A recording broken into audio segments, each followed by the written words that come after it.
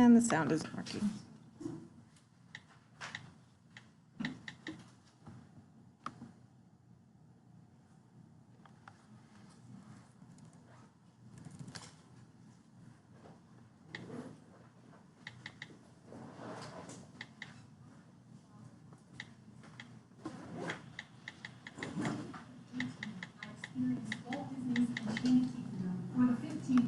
Is that loud enough? Okay, let me start it over. To listen closely. At the age of 3, I experienced Walt Disney's Enchanted Tiki Room for the first time. And if you are unaware what this is, it's an attraction in both Walt Disney World and Disneyland. And it features animatronic singing and dancing birds and flowers, and it is truly magical. At the age of 18, I experienced Walt Disney's Enchanted Tiki Room for the 15th time. It is still just as magical.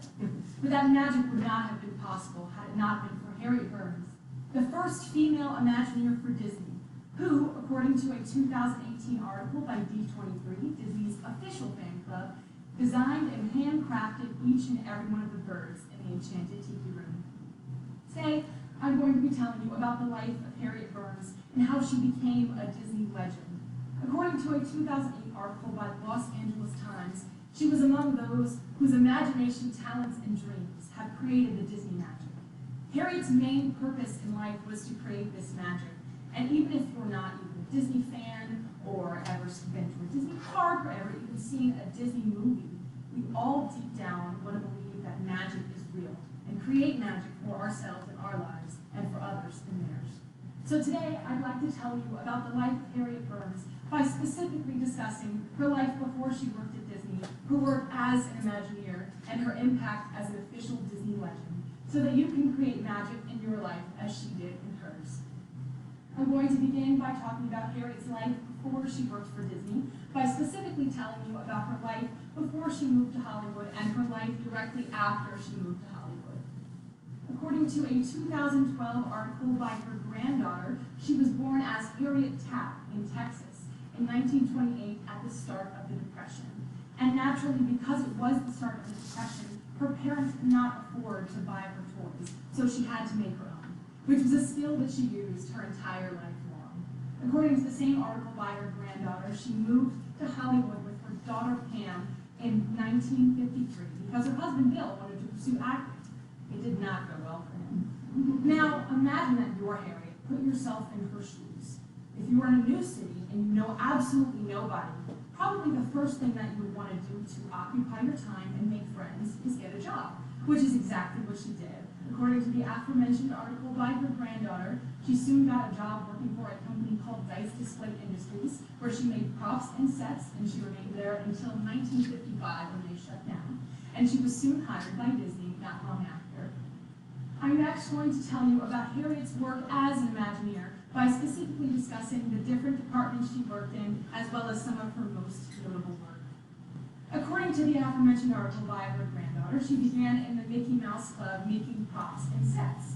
She actually even designed the Mickey Mouse Clubhouse herself.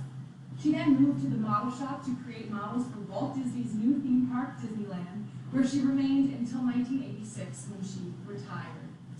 According to the aforementioned article by the Los Angeles Times, some of her most notable work includes her being the original inspiration for the Crystal Ball in the Haunted Mansion, which was a job that she eventually passed on to an Imagineer who worked under her named Leota, who eventually became known as Madame Leota, the crystal ball that we know and love today.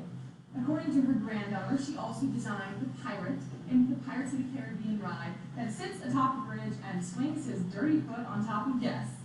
And she actually even modeled him after her family milkman. According to another D23 article as part of their archives updated daily, by far her most difficult task was creating the birds in the Enchanted Tiki Room, which was actually the first attraction in the world to feature audio animatronics. And if you're familiar with any of these attractions, you know just how influential Harriet's work was on park goers of the time, as well as park goers of today. I'm finally going to tell you about Harriet's impact on the world by specifically discussing her Disney Legend Award and her influence on young women everywhere. According to the Los Angeles Times article, she was named a Disney legend in the year 2000. And this award is given to those who emulate Walt Disney's spirit of imagination and magic. She was known to emulate him so much so that she was known to be his favorite Imagineer. According to her granddaughter, as a woman working in a man's world and also a class act, she truly is a pioneer and somebody that we all can learn from. Now, most of us in this field are women who upon graduation will be entering male-dominated fields. So by examining Harriet's hard work and determination in her job, we can learn truly how to be pioneers in our fields as she was in hers. Today, I hope you learned more about Harriet Burns by specifically learning about her life before she worked at Disney, her work as an Imagineer, and her impact as an official Disney legend, which still lives on today. In fact, there are more female Imagineers than ever before, those who probably, as little girls, were fascinated by the magic of Walt Disney's Enchanted Tiki Room.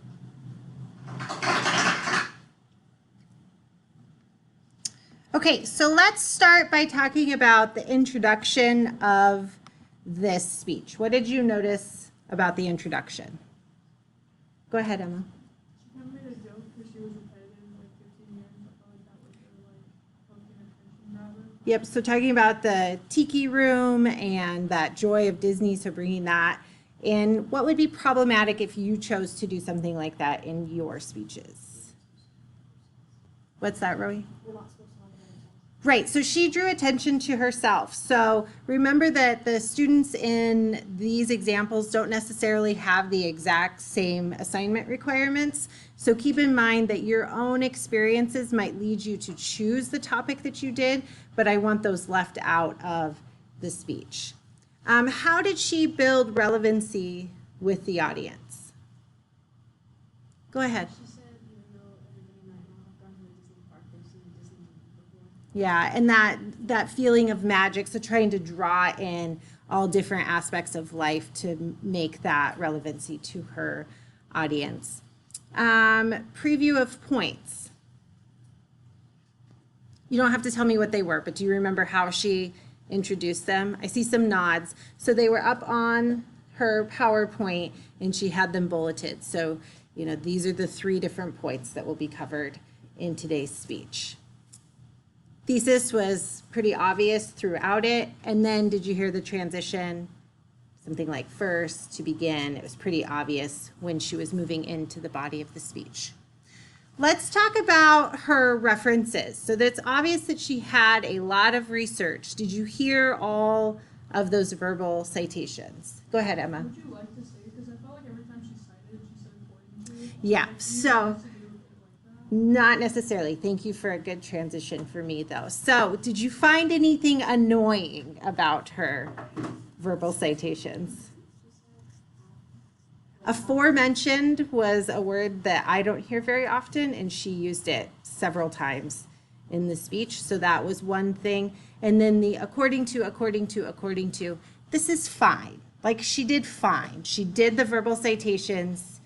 I would say great job on having those verbal citations.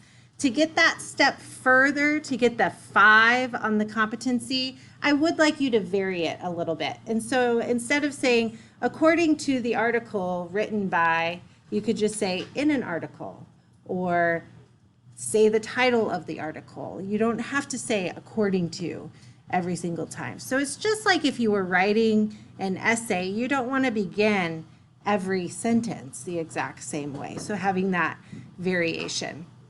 So that's what will move it from being fine or good to exceptional and great, is having that variation.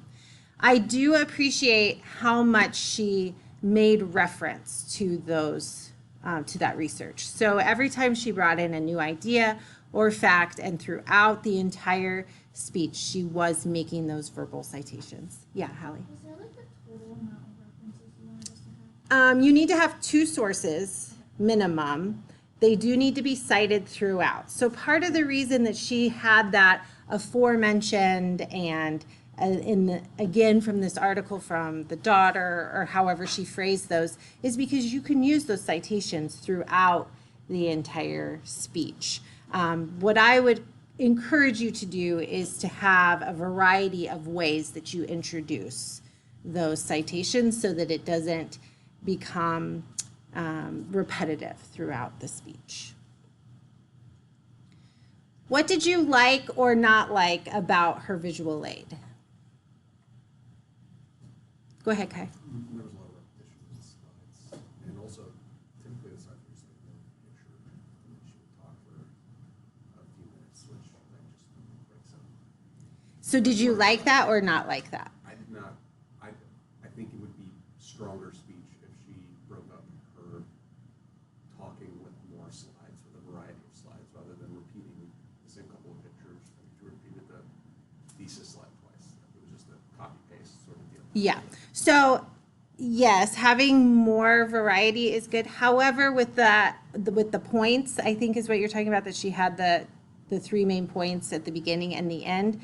That's not a terrible thing. So she's covering them in the introduction, and then she showed that again in the conclusion, showing that this is what we covered. So remember, when we're listening, it can sometimes be hard to remember those things, so the visual cue. You don't have to do it like that. I wouldn't dock her points for having it be like that. For my brain, that works fine to have that repetitiveness from the introduction to the conclusion. Go ahead, Emma. Do you want us to have like the directness that she has with it? Because she was like in next element, like she was like, I'm gonna talk about before her life, and then she repeated it like two or three times. For the before her life? Like the directness of like our 3 points. Yeah. Okay. Yeah. So you have your roadmap in the beginning. These are the 3 points that I'm going to cover. Maybe don't say I'm going to cover, but these are the 3 points covered in the speech. And then you're going to have very direct cueing words, which we'll talk about in just a few minutes, that say the points that you're going to cover. Do you have to phrase it exactly the same? No, and you probably want to mix it up a little bit, but it should be pretty obvious. This is the first point from the introduction, the second point from the introduction, the third point from the introduction. You don't have to do it word for word, but you're not, this isn't an essay where you're trying to, add in all sorts of flowery language and words. You're being direct because your listener needs to know exactly where you're headed. Does that make sense? Okay. So what else about the visual aid did you notice? Go ahead. I would have liked to see some more pictures of the actual projects she was talking about, like the rides and such, because I've never seen them. Yeah. So we kept seeing pictures of the lady, which was great, but I didn't really know what she was talking about as far as the animatronics. Yeah, if you haven't been to Disneyland or seen those things, it would be hard to imagine exactly what she's talking about. So having more of that. Yeah, Rowie? She assumed that like everyone knew what she was talking about. Yeah. With those specific rides, so she's like, I don't know. Like I've never been to Disneyland or Disneyland, so I have no idea what she was talking about. I just wish that I could like seen it. Yeah, Audrey. That was one of our speeches. Maybe that would have been a good place to put a short video. Yeah, so having a video or more pictures that show the exact rides that she was talking about. Also, I think for these speeches, they don't necessarily know their audience, like they're not spending 2 days a week with them like you all are with your audience. But if you were to give a speech like this, you could do a survey of your classmates and say, have you been to Disneyland? Do you know these specific rides? And if the majority of the people say, yeah, I do know that, then maybe it would be appropriate to not have the pictures. But if the majority of your audience is, no, I don't know what any of those are, then yeah, I think having those pictures would be helpful. It's always good, unless you're talking a specific area where people already know the information, which I'm not sure why you would be giving the speech if everybody already knows the information. It's good to give that the support with the pictures and those types of things. Is it okay to put more than one picture on one slide, or do you recommend three? Yeah, it's up to you. I personally like them to all be sort of the same style throughout your speech. So if you have, 3 pictures on each slide, that's great. If you want to do 1 or 2, however you choose to do it is fine. You just want to make sure that it can be seen from the back of the room and that it's clear. So if you remember from the very first speech I showed you about birth order, and he had all the different pictures on the first screen, that would be fine because it wasn't really that important, you know, just to see like those specific people. It was more the general idea. But if it's important to see like the ride or the person, then you want to make sure that it's big enough on the screen for everyone to see. It's also good to make reference to the pictures. So in this picture, this person is whatever, or this picture shows the ride that she built in this year, or whatever that might be. Okay. Any questions or comments in general about that speech?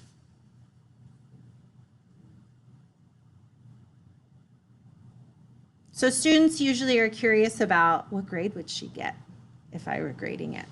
So as far as the content of the speech, because that's what we've covered so far about the introduction and giving citations, she did a great job. That'd be a high BA area. So she's done everything that I have asked you to do with having the different components of the introduction and having main points and having information to back up those main points and having those verbal citations in there.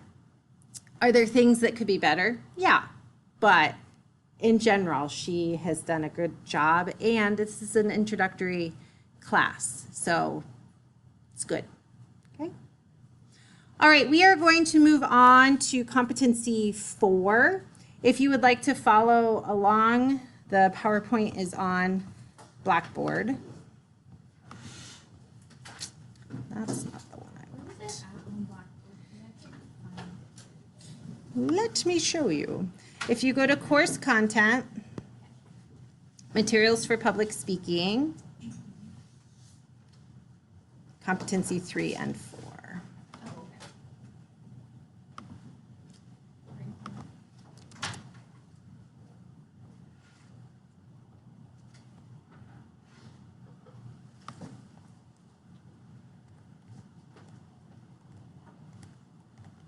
Okay, so competency 4, I am looking to make sure that the organization of your speech makes sense. So you are using a structure that is logical as far as your speech topic is concerned. So I'm going to go over some different ways that speeches are commonly organized. You don't necessarily need to change anything about your speech. This is just good to have in the back of your brain because it might help you when it comes to putting your information into different topics. So the first way is chronological, and this is when the main points are delivered in an order that they happened. And it could be measured by a clock or a calendar. So this is from the beginning to the end of something. So this can be helpful when you are presenting something that is historical or a biography of some kind. The chronological can be really helpful. So those of you that are talking about someone's life or where time is important. So I don't think it's in this class, but in the other class, one of the students is talking about how the Great Wall of China was built. So starting at the beginning and working through would be a good way to organize that speech. Another way that speeches are often organized is topical. So this is where you have 3 or 4 main points that are developed separately, and they are brought together basically because of your introduction. So this is what most of you have. You just have 3 topics about a main idea that fit together simply because you say these are the topics that I'm covering within my speech. So for a lot of you, that's how you will organize your speech. Remember, it's important to make sure that the information that you provide for each of your main ideas is about the same length. So that might be where you need to work on how specifically you are dividing up your information. In other words, the topical style is crafted around the main points and subpoints They are mutually exclusive from each other, but they're related to one another because of the thesis statement that you have. Okay. Another way is spatial. So this is a type of organization that is used when the main topics are derived from their physical location. So for example, if you were going to give a speech about the UAA campus and the buildings that are here, you might start on the west side of campus and move east and talk about the different buildings and their spatial location on campus. Another way that this is often used in speeches is if students are talking about traveling to a place. So it's important where things are located in the order that you would do your trip or something like that. The last way that speeches are often organized is through comparative. So if you have two different ideas within your speech that you are comparing and contrasting. So for example, and this is often with persuasive speeches, you use comparative, and then at the end you say, this way is the better way to go about it. So if you were saying that you should adopt versus buying from a breeder, you might compare those two things, and then in a persuasive speech you would say, and these are the reasons that you should adopt rather than buy from a breeder, or whatever the case may be. Some of you may end up using comparative within your speeches if that makes sense for the topic. How many of you think you will be using chronological for your organizational structure? Maybe. Yeah, yours would make sense for chronological. Yeah, so you would start at the beginning. Yep. Roy, you're saying you're going to use chronological? Okay, good. How many of you are thinking that you're going to do topical? Probably the majority. Yep. Anybody spatial, where things are located? Comparative. What's your topic again? These, so like queen, being man. Okay, yeah. Yeah, probably a mix between the topical and comparative, yeah. Good. If you're not sure, that's okay too. And I'm not going to quiz you when you're up here and say, now, which organizational structure did you choose to organize your speech? But these are ways that can be helpful to you to think about as you start with the organization of your speech. Any questions about this? Okay, the other thing I'm going to be listening for in competency 4 are your transitions. And I don't have a handout for you to give you in this moment, but in that same folder for course content under public speaking, there is a transitions handout that if you would like, you can refer to. And this is basically where you are cueing the audience of where you are in the speech. So there are lots of different examples that you can use here. So these are words like first, before, next, finally, because, in addition to, those types of phrases. So for many of you, these will naturally be part of your speaking pattern, but they are really important for letting your audience know, oh, okay, now we're moving into a new part of the speech.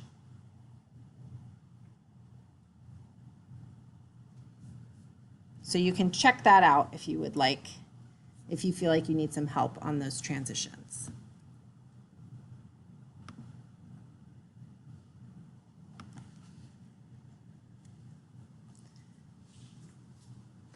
The last part of competency 4 that I will be listening for is the conclusion.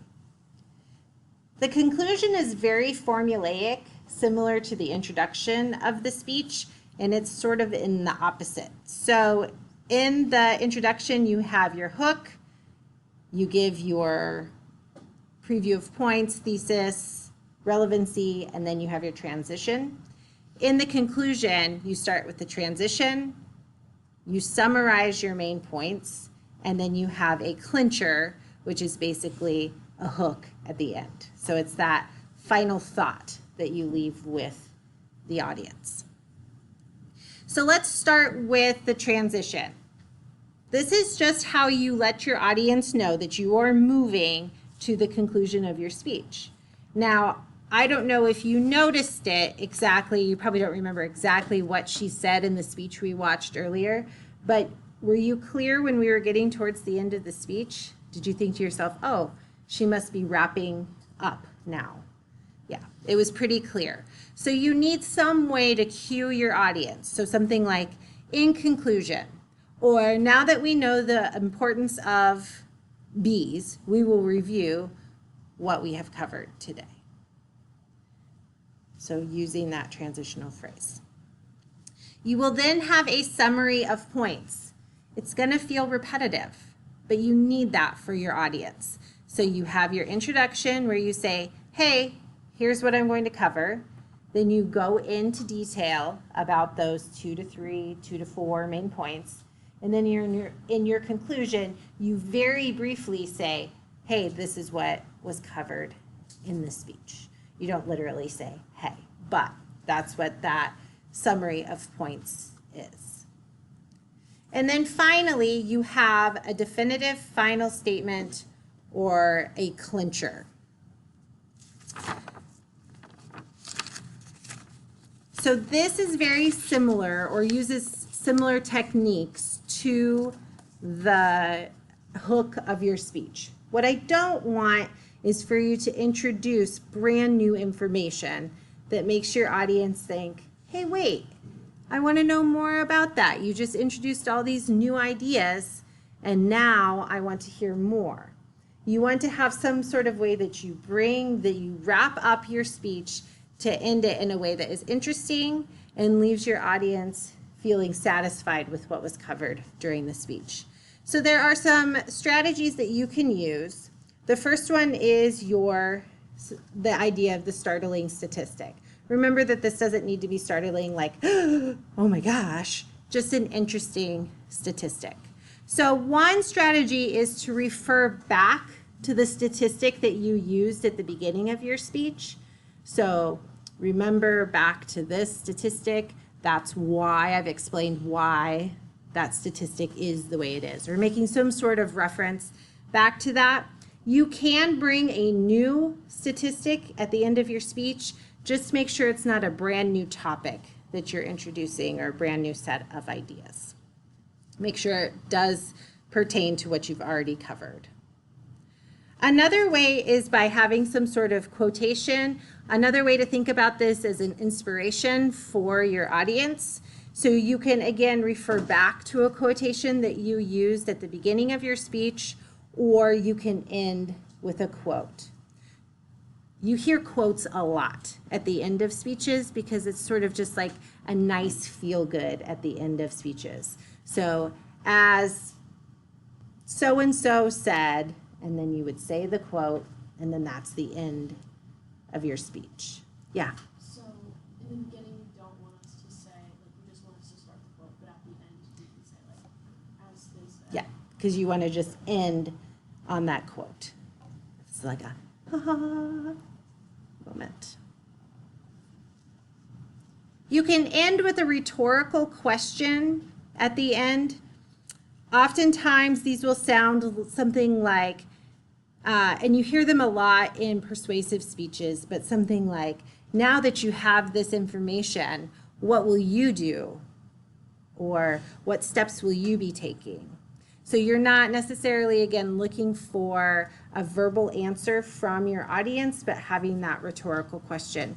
You can definitely use these in informative speeches as well. What you want to be careful of is that you're not doing a call to action, which is the strategy that you use in persuasion, where you say, okay, now go forth and do whatever, because that's a persuasive technique.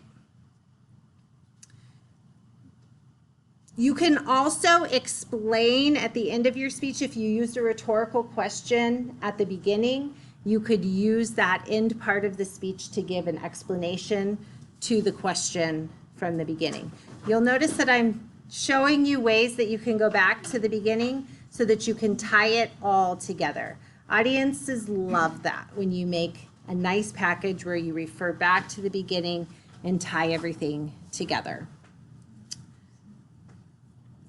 Another way that you can do the ending of a speech is called visualization of the future. Another way to phrase this would be to say something like, imagine if, and giving this sort of idea of what life or the world would look like. So if you were giving an informative speech about, the example I was reading about was about giving a speech on video games in the classroom and using that as a learning tool. So you might end the speech, if that was the topic, with something like, imagine if we were all using gaming consoles during our communication course, and leave the class with that. Imagine what that would be like. So using that idea of making the audience visualize the future based on the information that you gave them. Tell a story. Remember this from the attention gaining material. Instead of telling an entire story at the end, as I mentioned the other day, you could start with the beginning of your story and get to the climax or the exciting point of the story, and then at the end of your speech, you would refer back to the story and have the ending. Keep in mind, it has to be like the world's tiniest, shortest story because you don't have a ton of time for it. And again, you can end with humor. Reminder, be funny if you're going to do that. Make sure it's not just an offhand random joke, that it has something to do with the speech itself. Maybe you would want to start a joke at the beginning and finish it at the end, or you could just have a joke at the end to finish. Remember, joke doesn't necessarily need to be like a knock-knock joke or a dad joke. I'm talking about humor in general to end your speech. Conclusions are very, very short. 15, 20 seconds is all that you're spending on the conclusion. The reason that they are so short is because your summary of points for a 5-minute speech does not need to be very long. Now, I'm asking you to be repetitive, but I also want you to remember that this is an intelligent bunch of students in this class. So they don't need you to go into detail about each of those points. They just heard that. They just need a reminder quickly what those 3 points were. So a short sentence, maybe even part of your transition. Okay, so transition, summary of points, and then that definitive final statement. Questions about the conclusion?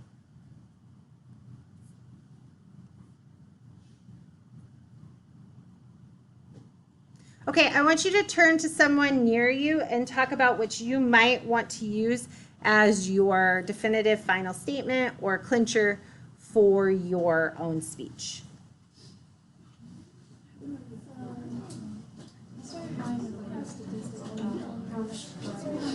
Oh yeah, go ahead. Oh, to the right.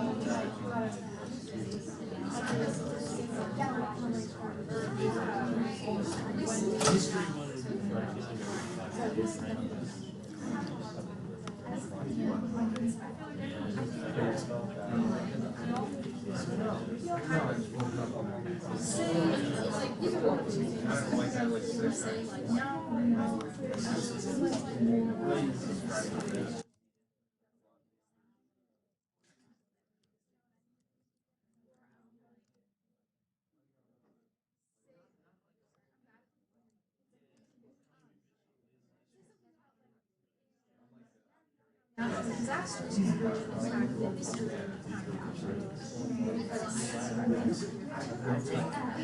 so something like that. I'll have to write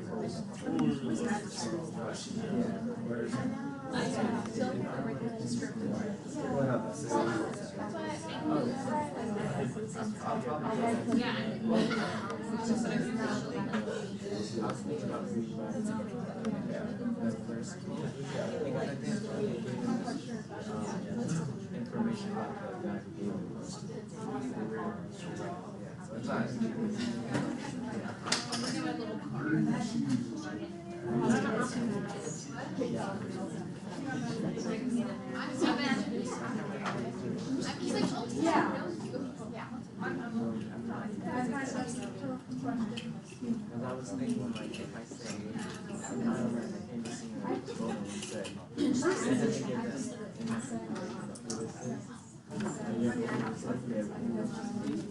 I mean, you're on YouTube, that's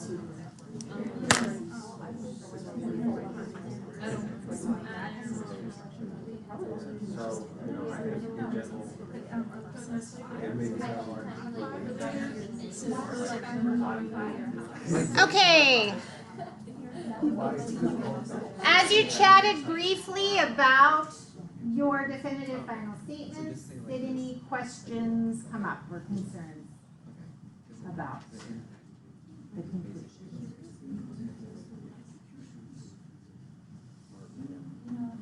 Okay, so if you have been paying attention to your syllabus, which I hope all of you have, I like to cross out when we go through because it makes me feel like we're accomplishing things. We're done with week 3.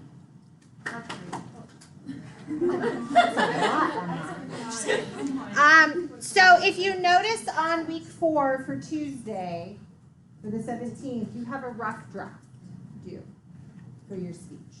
So I want to show you real quick some options for your rough draft. So your rough draft is an outline, or it can be paragraph form, or it could be a combo of an outline with complete sentences. I don't really care how you do it. It's what works best for you. Some of you will want to write out an entire essay with all the information that you need. If that's you, awesome, do that. Some of you will be fine having main points, subpoints as phrases or words, ideas. If that works for you, awesome, do that. You just need to have some sort of outline, written paragraphs, something that you're going to bring to class on Tuesday. Included with that should be an introduction and a conclusion. So you now have all the information that you need to write your speech. This is a rough draft, so that does not mean it needs to be totally complete or perfect at this point. If you have not started research yet, I encourage you to get going on that so that you know where you're headed with your main points and subpoints. If you are struggling, I do have on Blackboard a handout. It's a Google Doc, so you can change it as you would like. And it's just a very simple outline where you can plug in the information. If this makes you cringe, don't use it. Do what works for you. This is to be helpful. So if you are a person that gets feedback, hey, your papers aren't very well organized, this is an area that you need help, you probably would benefit from using this template. If you have an outline template that you use for other things that you would prefer to use, that's fine as well, however you want to do that. You'll notice that I've included the introduction with all the different pieces and parts. You don't have to put it in like this, but it's one idea. And then you have your different main points with your supporting points and subpoints. You're not necessarily going to fill in each one of these, but they're there if you need it. It's a Google Doc, so you can delete things and add things in as you need. Okay? So that is due at the beginning of class on Tuesday, your rough draft outline in whatever format you would like. You will be meeting with a small group again on Tuesday to talk about the body of your speech, your conclusion, as well as the different sources that you have found so far. So just be ready to do that. Remember that this is a way to help you with moving forward in the process. So it's just a completion grade on having something here. So if you have a crazy weekend and don't get that done, just know that you'll have more that you need to work on as we move forward.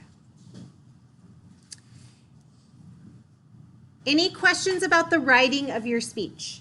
You have all the information I have to give you, so you should feel equipped. So do you have questions?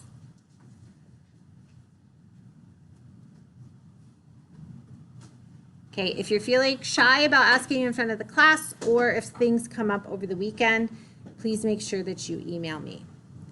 We are now going to be moving into what you look like and sound like in front of the class. So this would be competency 5 that we're going to be looking at. Sorry if you thought we were dunzos for the day, just with that part. I did just add competencies 5 through 8 to the Blackboard if you're wanting to follow along. Is anybody on there? Is it showing up? I see it on mine. Oh, there you are. Oh, no, that's the wrong one. No one's there yet. There you are. Okay. Competency 5. Let me find my correct thing. So competencies 2, 3, and 4 are all about the content of your speech. So the information that you gather and you write, the organization. Competencies 5 through 8 are how you look and sound when you deliver your speech. Usually students feel fairly confident about competencies 2, 3, and 4 because it's a lot like writing a paper, which you've been doing a lot in your educational careers. The other competencies can be the ones that make you feel a little squeamish because that's when you have to actually be up in front of the classroom. So in competency 5, this is all about using appropriate language, and I'm not just talking about no cussing, although that is part of it, but a college level language in front of the classroom as you're delivering this formal type speech. So the first thing I want you to make sure that you are doing is using inclusive and bias-sensitive language.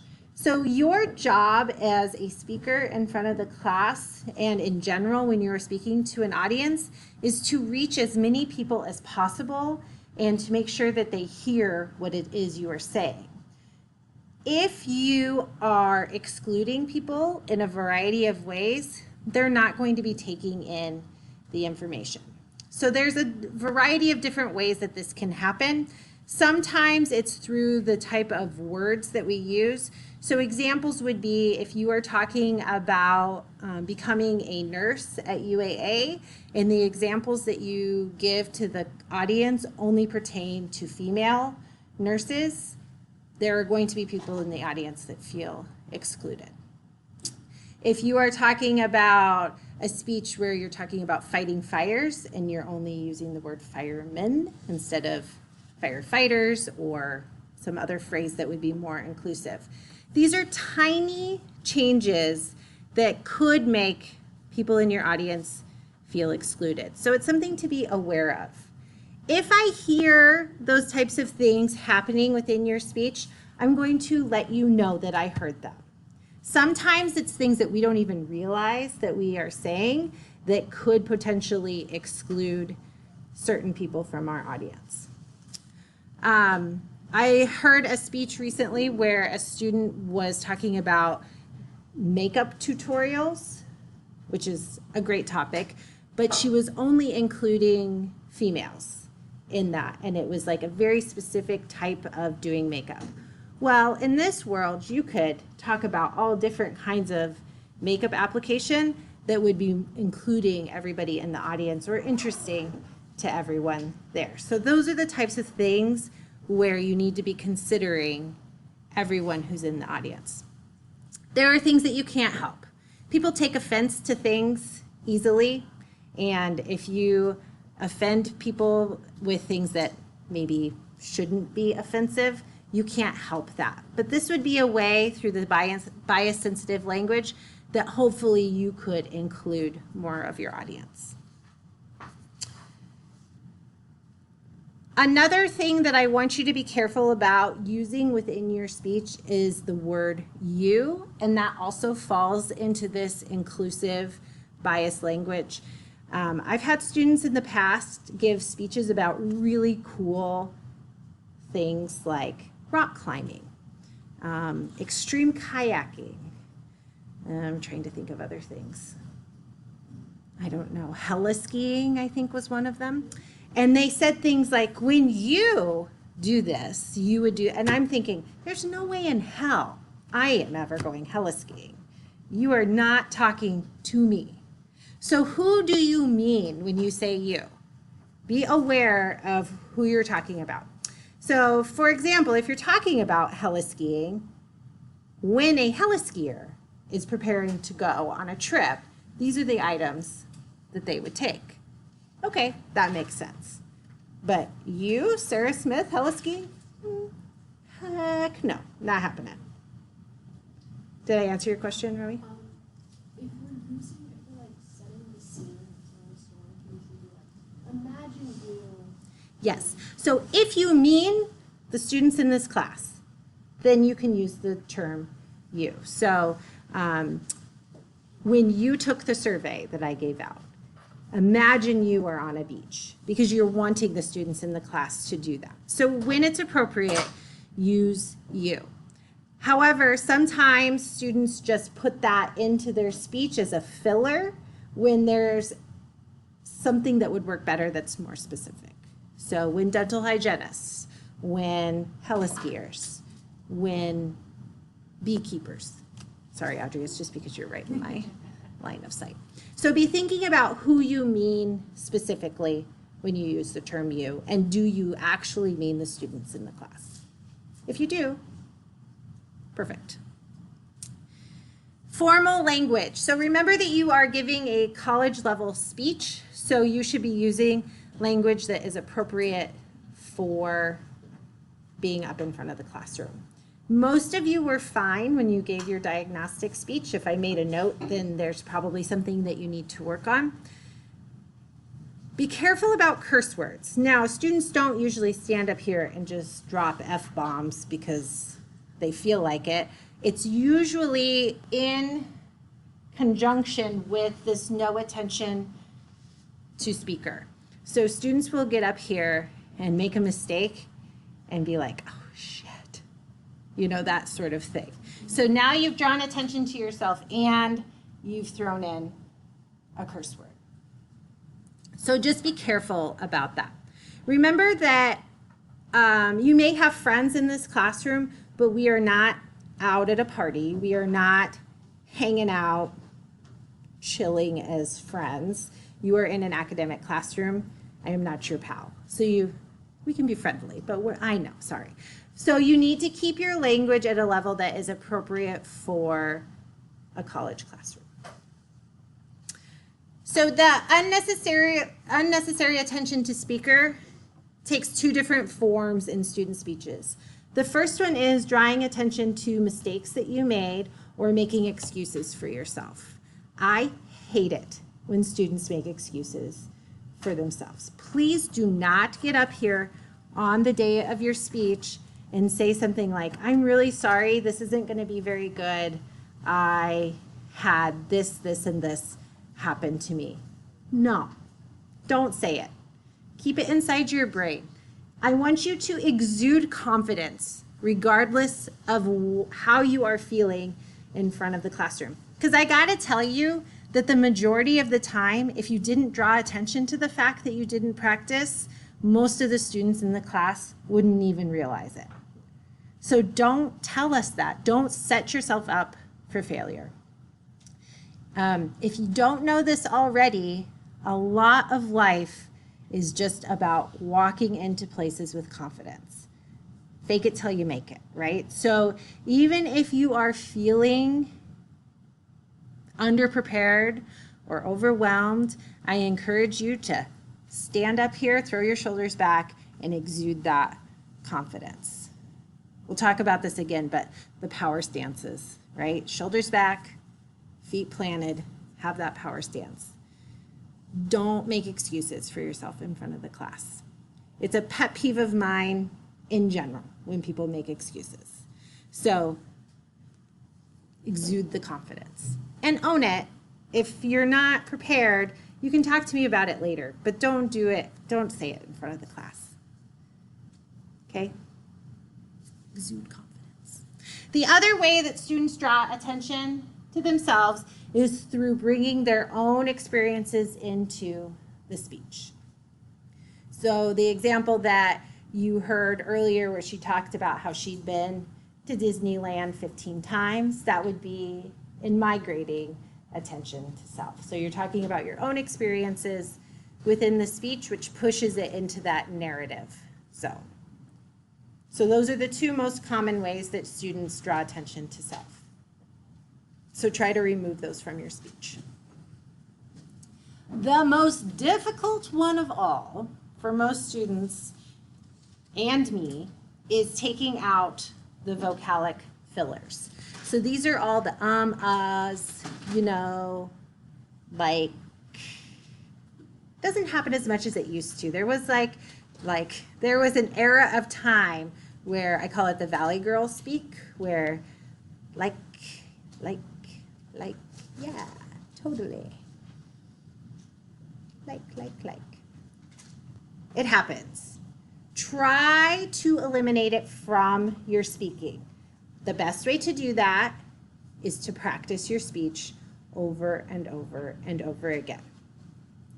If you get to the end of a thought, the end of a sentence, just pause and wait a moment, take a breath, and then start speaking again, instead of putting a filler word in between your sentences. Keep in mind that I'm talking about your formal speech in front of the class. You could rip me apart for these when I'm lecturing. I don't practice my lectures 800 times in the mirror. I don't have time for that. So this is more off the cuff. And I'm not expecting you to eliminate it when we're having conversations or when you are doing other things that are informal. This is specifically for this speech that you give in front of the class. Another way to figure out if this is something that you do is to look at your notes that I gave you. If I heard it a lot, there will be a note that says that. You can also watch your speech so you can hear it.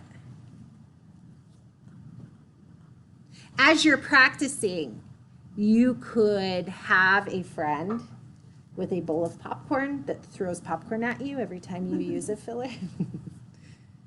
It's messy, but effective. I'm sort of kidding about that, but you could do that.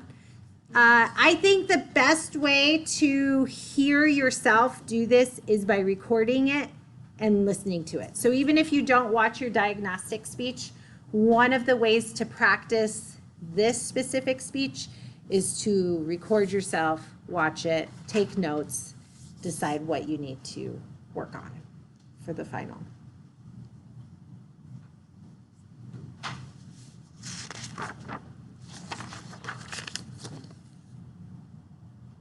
Questions about any of those?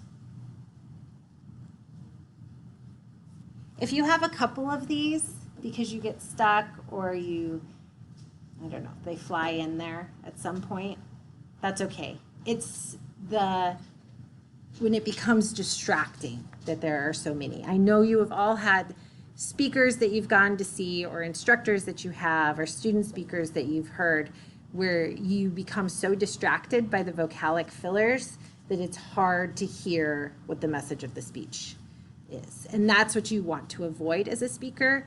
You never want your audience to give up on your message because of something like this.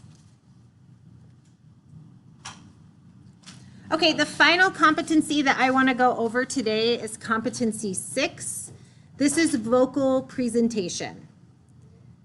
I will be listening to the rate at which you are speaking. Oftentimes when students are nervous, what happens to the rate of their speech? They talk a million miles per hour, like it's a race to the end of their speech. This is problematic for a couple of reasons. The first is that you could potentially run out of air and pass out. I've never had that happen, but it could if you forget to breathe because you are speaking so quickly. You could also have your audience not be able to understand a single word that you're saying because you're going so quickly. And your timing could be off. So I am expecting this speech to be between 4 minutes and 30 seconds and 5 minutes and 30 seconds.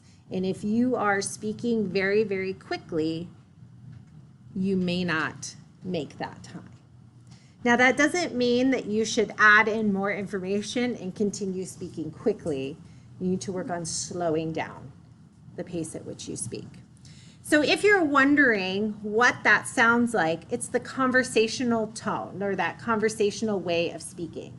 Now some of you just speak quickly naturally, so you may need to just work on slowing down a little bit. I've said this several times, but as audience members, when you're listening to things, it takes a bit of time to process. So you need to give people that opportunity by speaking a little bit, not super slow, but not really quickly either. The other thing that sometimes happens to students with the speed is that they under-prepare for their speech and then they talk really slowly and have really long pauses because they're trying to fill time. It was not born yesterday. I usually can figure out if that's what you're trying to do. So do the proper preparation for your speech so that you can have the right amount of time to fill the 4 minutes and 30 seconds or the right amount of information to fill that time. If you are underprepared and don't have enough information, you should probably just speak at that normal pace because it will sound better than to try to fill the 4 minutes and 30 seconds. The next thing I'm going to be listening to in competency 6 is your expressiveness and your changes in pitch. There is nothing worse than a monotone speaker, even if it's the most interesting topic to you. If it's a monotone voice, it's really difficult to listen. This is not an acting class, so I'm not expecting you to like come up here and give a Shakespearean monologue or something with that much expressiveness. But I do hope that you are excited about the topic that you chose, and that excitement comes through in your speaking and your expression and that energy behind your voice. If you are bored with your topic, you're going to sound bored with your topic. So I hope that you have all chosen something that you're at least a little bit enthusiastic about so that we can feel that energy behind your voice. Volume is also important. People in the back of the room need to be able to hear you. If I made a comment about the volume of your speech, that means that I had a hard time hearing you with the computer, and the computer was right here. So probably the people in the back of the room had a really difficult time hearing you. So you need to make sure that you project your voice. Not next week, but the week after, you will have a chance to practice your speeches in class. If you are concerned about the volume, I encourage you during that time to stand up here, have somebody stand at the back, and make sure that you are heard at the back of the class. Questions about competency 6?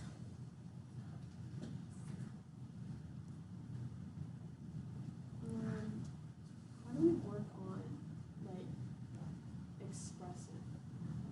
Like how do you want us to like Well, so this is a tricky one. A lot of it comes through practice because if you're feeling comfortable in front of the classroom, a lot of times it will come naturally to be more expressive. So imagine having a conversation with someone about your topic and those different inflections and the way you would be expressive in the conversation.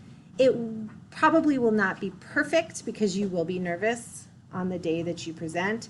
But the more you present in front of small groups and other people, the more comfortable you'll feel when you're up here. Most of you were on the verge of it, like you were getting there. You just needed to be more comfortable up in front of the classroom, and that just comes with practice. And knowing your topic in your speech and being excited about it. Again, I'm not expecting you to be like, oh my gosh, this speech is so exciting. Like, it doesn't need to be over the top. You just don't want to sound monotone and bored. And even if you're not bored, if you are uncomfortable or nervous, sometimes it comes out sounding like bored. Okay, I need to back up to conclusions for just a second because I forgot to say, when you are done with your speech, when you say your clincher, whatever it is at the end, please just stop talking at that point. So that is the end of your speech.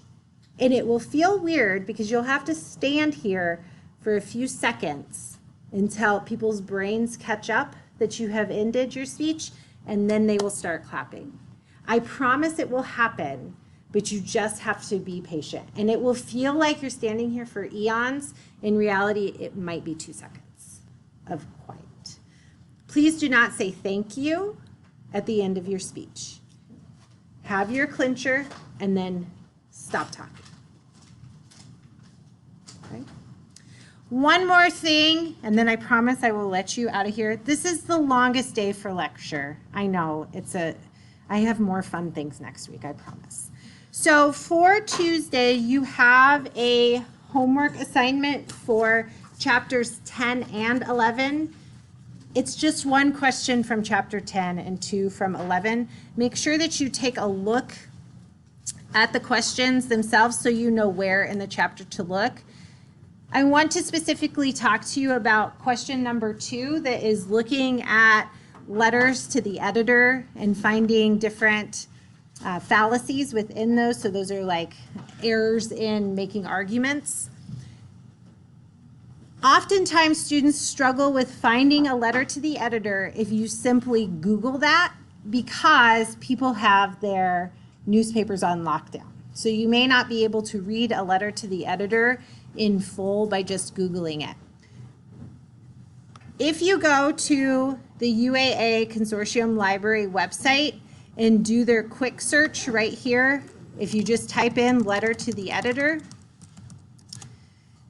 there will be about a bajillion of them. And then you can see bajillion. That means a lot in my world. So you can filter these down to just be newspapers. You can order them by newest to oldest. So you can try Googling it and see if you're able to find any letters to the editor. But if you're struggling, just remember that all of you have access to the UAA library with your ID and password. The same thing that you use for Blackboard. Yeah, really. Could you go to like a specific news website and look up letters to the editor? Yes. Yeah. So you can do that, but sometimes those websites will have them locked down, and if you don't have, so like for example, if you go to the ADN website, like our newspaper here in town, if you've met your limit of 3 articles or whatever you can read for free, you won't be able to see the whole letter to the editor. So that's where students run into issues. You're welcome to just Google it and use it, but if you're having trouble finding a whole article without having to pay for it, don't pay. Go to the consortium website. Questions? Other questions? Okay, that was a lot of information for today. So if things come up over the weekend that you have questions about, please make sure that you reach out. Have a great weekend, and I will see you on Tuesday.